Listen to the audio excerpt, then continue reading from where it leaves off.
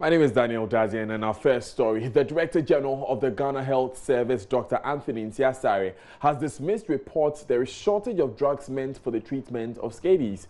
About 6,000 people have been affected by the contagious disease linked to poor sanitation in the West Mamprushi district of the Northeast region. Dr. Nsiasare says the benzyl benzoate is an over-the-counter drug accessible to all. The Regional Health Directorate has sent benzoate to the district, and they've given it to all the affected people. We've realized that there are about another district community, I think in the west part or east part of, I think the first one was the West Mamprusi, East Mamprusi has also been added. They are also going to send consignment of the benzoate to them, and no patient is paying for anything. We are adding antibiotics to their treatment to treat any secondary bacterial infection. Scabies is a contagious skin disease. So if your brother or your sister or somebody you are in school will have it, and then you come in contact with the person, it's most likely you also get it. So it can spread very fast, especially among school children, primary school children who are playing together. So somebody has it, then infect the other. It takes it home and also infect the siblings and the family. So that's how it works. So as quickly as possible, we have to teach them and then tell them what they are supposed to do. If the patient has a benzoate bath for a few days, the scabies goes away. If they have a bacterial infection, give them antibiotics and then it's also treated. And that's exactly what we are doing. So spreading so fast is maybe the people who had it initially, they didn't even come out and then inform our frontline health workers. Because you have to go to hospital a bit before it's diagnosed. So that's maybe why it delayed. It's an over-the-counter drug. The people who have it, this is a disease of the poor. So sometimes they don't even have the money to go and buy it. So we are giving to everybody sometimes. We haven't charged anybody anything. Okay. So if the region or if the district has run short of, if you come to regional medical store and take more concern. The Director General, speaking on News Desk a while ago, assured that the situation is under control.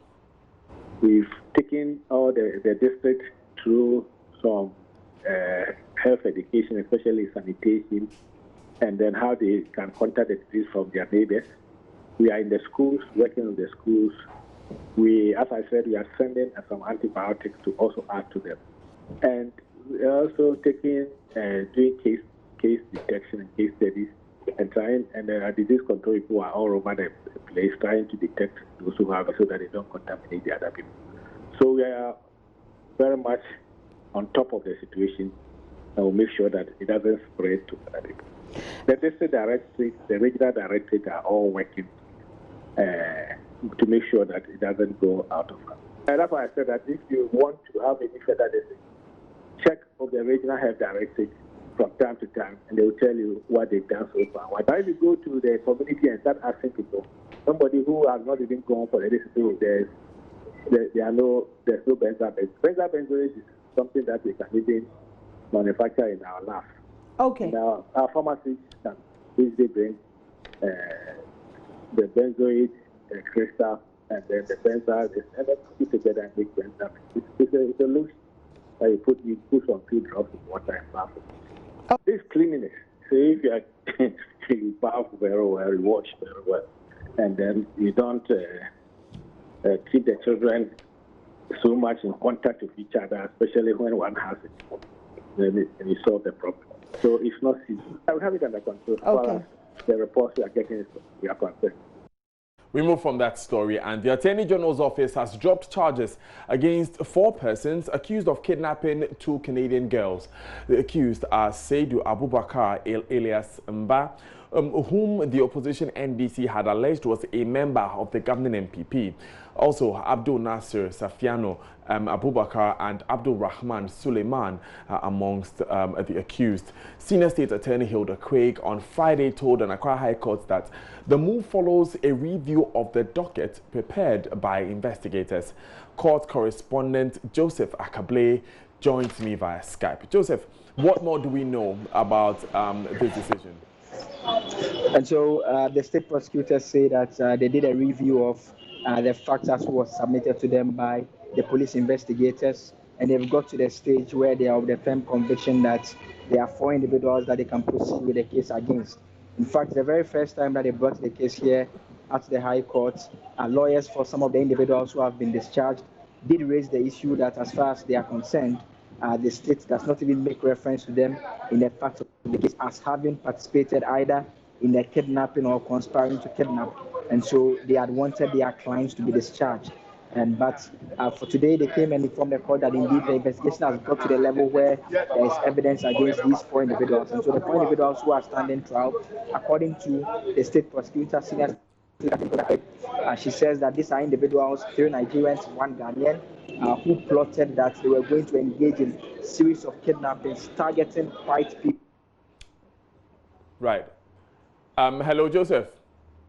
Okay, we'll go back to Joseph Akable for the conclusion of that report. But in the meantime, Energy Minister John Peter Amewu has denied allegations by the NDC that government is scheming to restructure PDS. This follows claims by the National Democratic Congress that it has intercepted a document that allegedly exposes a clandestine plan by the government to loot the assets of the Electricity Company of Ghana, ECG.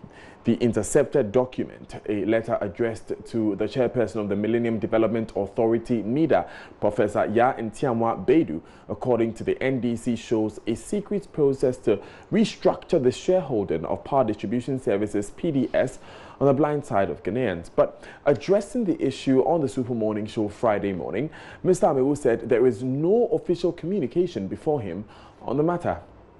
No, sometimes, and I don't really understand what they meant with that.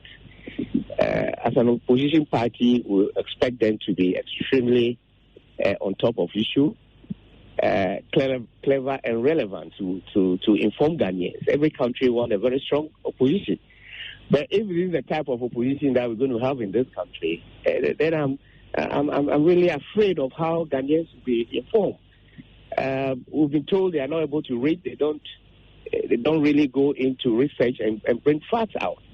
I don't really understand what they mean by government restructuring the shareholding. That I saw, which you're talking about, how can Ghana government restructure a foreign shareholding? If 2 foreign shareholders decided to come together and form an SPV, does that have something to do with government? I have seen the letter where the 2 foreign companies decided to form an SPV. The whole PDS deal has to do with a local company and a foreign company. The local consortium involves a number of Ghanaian individuals and companies that comes together. The foreign companies also involve a group of foreign companies. Just as the local companies may decide to come together, nothing stops foreign companies also coming together to form an SPV. It makes decision-making very easy, and corporate governance is practiced all over the world. I don't understand their concern. More so, government has no direct role in this particular SPV that they're forming, the 2 foreign companies are forming. We have no role in it. We do not direct them to form the SPV in any way, and it's of their own importance, concern. That is why they came out to form that SPV. So how can we be accusing government now that government is restructuring the foreign shareholding? What does that foreign shareholding have anything to do with the shareholding agreement? I don't see it that way, so I am lost. I don't really understand what the minority want to talk about. We stay with politics, and the case between the NPP and a disqualified parliamentary aspirant for Asawase was adjourned Thursday after the party and other defendants failed to show up in court. Manaf Ibrahim's bid to contest in primaries held last month was short-lived as party leaders nullified his nomination to make Asokore Mampong Municipal Chief Executive Alidu Seidu sole candidate. He subsequently went to court to secure an injunction to restrain the party from going ahead with the primaries. He was later sacked as Director of Political Affairs at the Vice President's office at Jubilee House. When the case was called on Thursday, the NPP, Asokore Mampong Municipal Chief Executive Alidu Seidu, and the Electoral Commission were absent in court. Manaf's lawyer, Nana Freda Jemai, wants the court to apply appropriate sanctions if the defendants fail to show up on the next hearing date of 31st October 2019. Nana Aljima was in court and filed this report. President Nana Akufo-Addo on his recent tour to the Ashanti region, introduced MC Alidu Seidu to the Aswansi electorate. It is not yet time to campaign, but they say it is good to start early. Muntaka has done his part as MP. It is about time we bring a new person. Many say it is an endorsement of the MCE's candidature against the party's decision to hold on with acceptance of the MCE as parliamentary candidate. But supporters of disgruntled aspirant Manaf Ibrahim believe otherwise. In all the constituencies, the president introduced his representatives, that is the district chief executives of the areas. So it is not an endorsement. The president knows the law and he will not do anything contrary.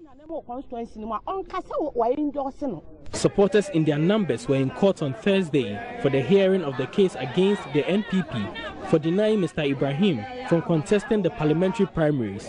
In spite of a court injunction, the party went ahead to endorse Mr. Seidu as parliamentary candidate. Nana Fredua Ajeman is counsel for Mr. Manaf Ibrahim. There is record to prove that the MPP party had been served with the process. There is record to prove that the Electoral Commission has been served. But unfortunately, the third defendant, that's Alidu Seidu, there is no evidence of its service. The court wants us to ensure that we place on the court docket the proof of service on him. So we are adjourned to the 31st of October so that we can come to court.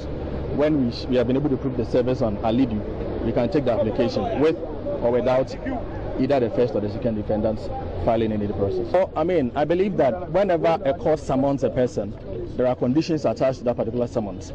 So that if you fail to respond to I show respect to the court and then respond to the process that the court has served on you, the courts have the right to go ahead with the process with or without you.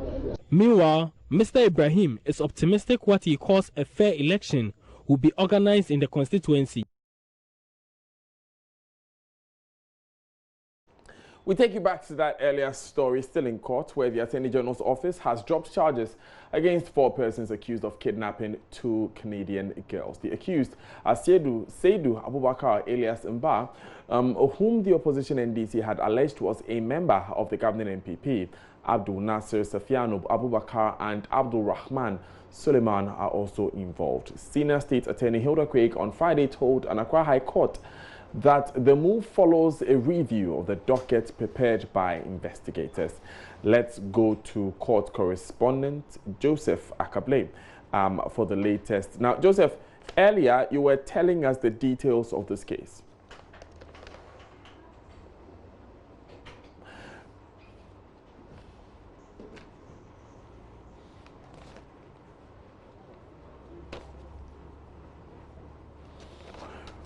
Right, we'll establish a connection with... Okay, we can now hear Joseph giving us an update on these cases. Joe, what do we know about this particular case? And so we know that these are individuals who the state had arrested sometime in June after joint operation had been carried out by the National Security Operatives and police officers. The state prosecutors say that investigations have gotten to the level where they feel that they can proceed with the case against 4 persons, while the other 4 must be left to go because there's no evidence connecting them to either conspiring to commit the crime and execution of the task in terms of committing the crime itself. And so those were the main issues on the basis of which the state decided to drop the charge against the 4 individuals. The state prosecutors again inform us that the 4 who 3 of them are Nigerians and 1 is a Ghanaian. They are people who decided that they were going to engage in a series of kidnapping, targeting 5 people with the aim of demanding money. So in June this year, they targeted and kidnapped the 2 Canadian girls, after which state prosecutors say that they touched them in improper ways, after which they smeared their bodies with blood of animals, how to be specific. They took photographs of them and sent it to their family, demanded a ransom. The state operatives subsequently were able to visit the premise where they were keeping them at an abandoned house. They engaged in a firefight with them, after which they were able to arrest them. So this is the basis for which the state is proceeding against these 4 individuals. I understand some 4 others have pleaded not guilty.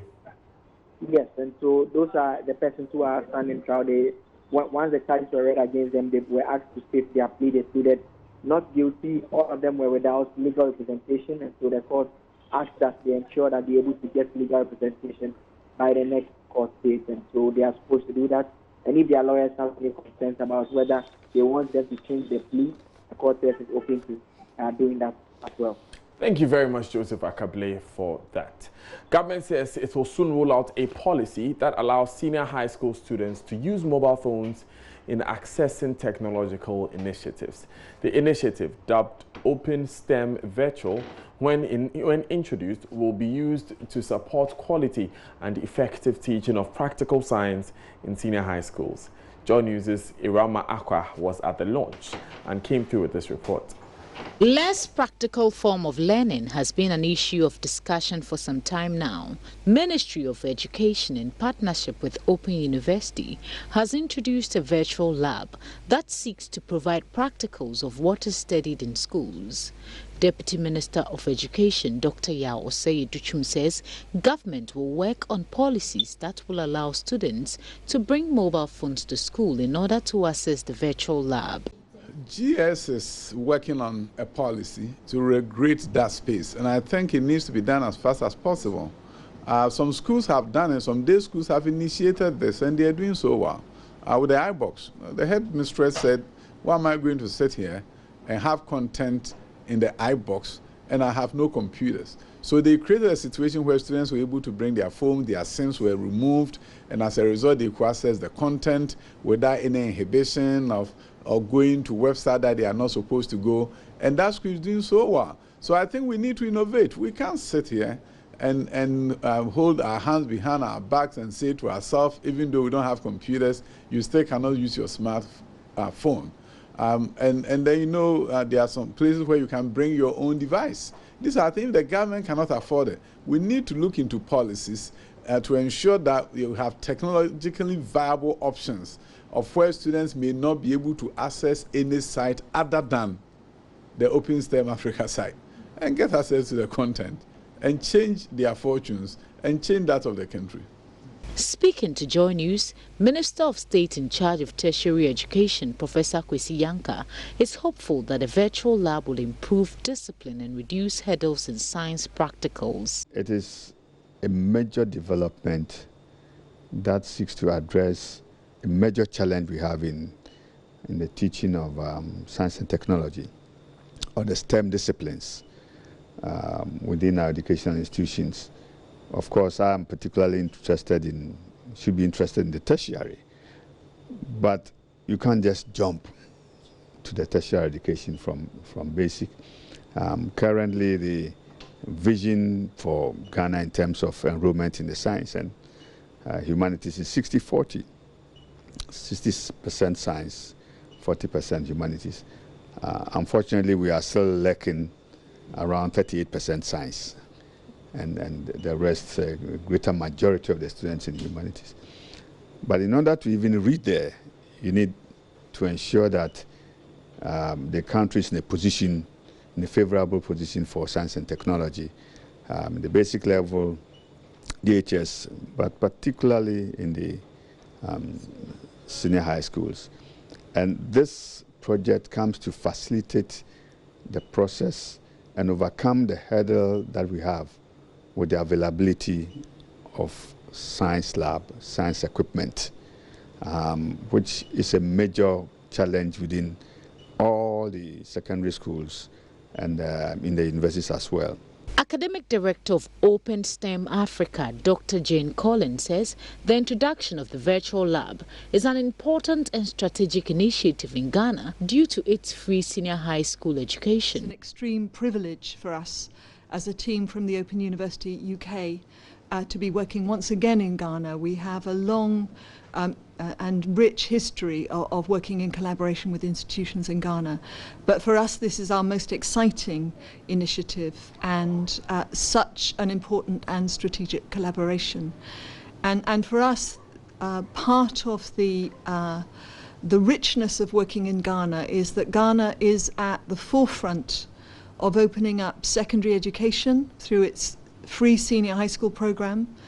And that has caused, we know, a rapid increase in the school population at senior high school level. The Ministry of Education hopes the initiative will enhance teaching and learning in schools and improve quality of education. Irama Akwe's report for JoyNews. Now, President Akufo-Addo says there's ongoing collaboration between government and the military high command to train personnel of the Ghana Armed Forces in counter-terrorism and violent extremism. Among other resources, the president announced provision of 33 armored vehicles and other resources to help them defend the country. He was addressing 132 newly commissioned officers of the Ghana Armed Forces at the Military Academy. Government continues to support the efforts of the Military High Command in the fight against terrorism and violent extremism. In this regard, troops continue to attain further training in counter-terrorism inside and outside the country. Efforts are being made to improve further the equipment and logistical state of the armed forces. 33 armored vehicles have been presented to the Military High Command to help address any shortfalls. We live in a constitutional democracy which has taken the blood and sacrifices of several generations of Ghanaian patriots to establish. Our nation has become the standard bearer of democratic engagement on the African continent, receiving worldwide acclaim for its progress. We cannot achieve the growth of our economy that will provide the Ghanaian people with a dignified standard of living without peace and stability. As your Commander-in-Chief, I promise you that you will be continuously provided with the necessary resources to carry out your roles effectively. Still live on JoyNews today with me, Daniel Dazen. Out. The commencement of commercial flights to the Upper West Regional Capital this week will no doubt open up the area to businesses and tourists. The connection is already proving to be a vital for travelers in Burkina Faso and surrounding communities who otherwise would have had to commute long journeys by road to Tamale. JoyNews' Rafiq Salam, however, reports passengers seeking a wonderful airport experience should be measured in their expectations, as the Wa Airport, though brand new, is now only settling in, and so it has its own teething challenges. Tuesday, October 15, was truly a historic day for the people of the Upper West region as they finally witnessed the resumption of commercial flights to the Wa Airport after a brief spell in 1998 by the now defunct domestic carrier Air Shuttle. Tuesday's inaugural flight, operated by Africa World Airlines, flew 49 passengers with the Embraer 145, piloted by 29-year-old indigene of the region, Victor Poole. The passengers and crew were treated to a spectacular display by the Ghana National Fire Service amidst cultural performance and beautiful speeches. We will not only going to dry our clothes when there is sunshine, but again, we will continue to support government in creating air transport assets within Ghana and beyond. We believe in the potential of Wa market, and we believe that with the support of our stakeholders and our travel agencies, very soon we are going to commence a daily flight to Wa. I am of the view that time is money. So patronage of Africa World Airlines services will result in quicker business transaction and ultimately success for more profit. The inaugural ceremony, however, meant that the concentration was on the dignitaries who had been invited from Accra, while the passengers who paid their airfare were ignored. Those passengers had to walk about 800 meters from the plane to the terminal building, where they waited for about 30 minutes for their luggage to be pulled in slowly on a push truck. Authorities have however explained that bus belonging to the Upper West Regional Coordinating Council, which was used to transport the dignitaries on the inaugural flight, will for the meantime be available to passengers whilst a 3-wheeler mini truck will eventually replace the push truck. The shafting of the luggage of arriving passengers through a window created in the arrival hall, though, will remain a part of the experience for a while. So, though observant citizens are concerned, not worried, they have joined spectators in the Upper West region to release their newfound status as the latest region to have an operational airport. Rafiq Salam, a citizen and spectator, reporting for JoyNews. For us to kickstart the program, journalists will also. Now, Ghana could miss the Sustained Development Goal 2, which seeks sustainable solutions to end hunger in all its forms by 2030 if it fails to focus on promoting safe, nutritious food among citizens. That's according to nutritionist Renee Opare-Otu, who is encouraging healthy and balanced meals with more fruits, vegetables, whole grains, legumes, and nuts intake. She was speaking during a press launch organized by Zero Hunger to mark World Food Day. And the purpose of this goal will not be achieved if our focus is only on safe and sufficient foods while we neglect the essence for nutritious foods. Coincidentally, this year's theme for World Food Day focuses on making healthy diets and sustainable diets accessible and affordable to everyone. And the essence of this is to shed more light on the importance of the quality of our meals and not the quantity. Because if you are having enough food and it's not balanced or it's not healthy, then I think you might as well not eat. Okay. And in Ghana, malnutrition presents itself in 3 forms. We have what we call undernutrition, which is stunting and wasting. And then we have overnutrition, which is overweight and obesity. And the third one is the lack of minerals or deficiency in minerals and vitamins. Unfortunately for us in Ghana, we have all the 3 being present. So it means that there's a lot of work that needs to be done. And it's imperative that in our quest to achieve a zero hunger, we do not focus on addressing hunger alone and end up creating a world where people have access to food but are not well nourished. And basically, when we talk about improving our nutrition or our diets, we would like to focus on... Meanwhile, Zero Hunger, an organization that aims at feeding the underprivileged with healthy meals, is encouraging young people to invest in good health. Deborah J. Nelson is CEO. I'm not doing it for 1 day, 1 week, 1 month. This is a lifelong thing that I want to do. The goal is for 2030. That's in 10 years. So I have put myself in a situation that I'm going to do this for another 10 years. After the 10 years, if the goal is not met and we've been thrown another challenge, I will make sure that I pursue that challenge and deliver to my best ability. Everybody is fighting for themselves. But what good is it when you are the only one winning? Young people should stop waiting to be helped. Be the one also willing to help others. That is the only way that the world can go on.